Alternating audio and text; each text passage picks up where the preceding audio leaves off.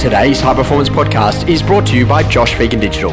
It's where you'll find our incredible short courses. In under 60 minutes, you'll grow all the key skills, covering specific areas like how to hire an assistant, grow a team, to list better properties, to grow better fees, and to master your pipeline. Welcome to High Performance, the podcast featuring Josh Phegan and Alexander Phillips. Alex, it's a really interesting conversation around predicting markets. And, we've just been on a big tour through New Zealand and obviously through Australia. And one of the things that's really interesting is that I'm hearing a lot of objections from buyers saying, hey, we're just going to wait until interest rates go down. And it got me to start to think about where do you actually think interest rates are going to sit over the course of the next decade? Now, if you go and have a quick look at the interest rates in Australia and in New Zealand, and pretty similar. Basically, 1989, it was very high. It literally kind of got to a base rate of about 7% or so. Then naturally, the GFC, when that happened in 2008 through to circa 2018, it was probably falling a little bit below that, close to the 4 percentile range. Then all of a sudden, 2020, we saw interest rates effectively at free. And this is an interesting conversation because now when you start to think about it, we've seen a rapid increase in interest rates, 13 interest rate increases over that period of time, 18 months. And that rapidly accelerated price values in a lot of areas. Now, inner city markets are probably holding up pretty well, but as we start to go to some of those regional markets and second home markets, it starts to fall back quite quickly. This is a challenge for agents. I've got a belief, and I said to someone the other day, that the sooner that you start to think that interest rates are going to be at a minimum of 4% from the RBA or the RBNZ, the better off your career is going to be, because the likelihood of it returning to zero is practically zero.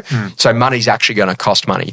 And this gets me to think about, predicting markets. We have a look at unemployment rates, government incentives, government disincentives, taxation laws, things that are going on in the economy, population growth, what's actually happening to wage growth, inflation, all of those things.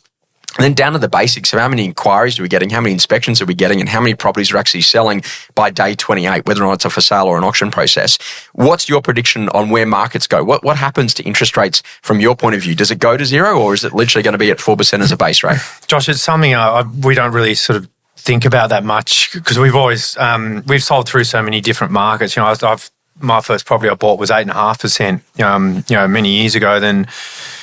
So I've sort of seen that's, pretty high, compared to, the sort of norm over the last sort of 20 years. But I think the thing is with, interest rates, like it can't, if a buyer's worried about rates, they shouldn't be buying. Like it's, at the end of the day, like they've got an approval to a level, it might shave them back a little bit, or when if the rates go down, then they can spend a little bit more. But I think that the main thing is making sure that if I was a buyer, I want to be on the merry-go-round now. I don't want to wait to see what happens. And I've seen so many people get caught out because interest rates went up 13 times. What happened with the market? Everyone thought it was going to go backwards. It went up 10%. So all those people that waited got burnt. So who actually really knows what will happen when rates go down? I almost think that when rates go down, the market's going to come down just because it means that there's, there's a need. The economy's slow, unemployment's rising, so it might go the other way. But I think if you're looking at buying real estate to be in and out in like a stock trade in a very short time, don't buy. But if you're looking, for a 10-year plan, you got to get onto it straight away. There was a property I bought in Paddington 12 years ago. It was a record price, and everyone couldn't believe the price I paid, and it was blew everyone out of the water. But it's now almost tripled in value. I did it, and I got on, got into the marketplace, and that's probably been my best investment I've ever had. So I think it's about, and you got to have that conversation with the buyer as well. Like, have your experiences that you've had as an owner in the marketplace of buying and selling and what you've done, and talk to them about it, and make sure that if an interest rate's the main driver, they shouldn't be buying. It's an interesting conversation because, you're taking a much more longer term view, and this is an important part. Alex, it's probably the first time though that agents in the last 4 to 5 years have seen seasonality start to return.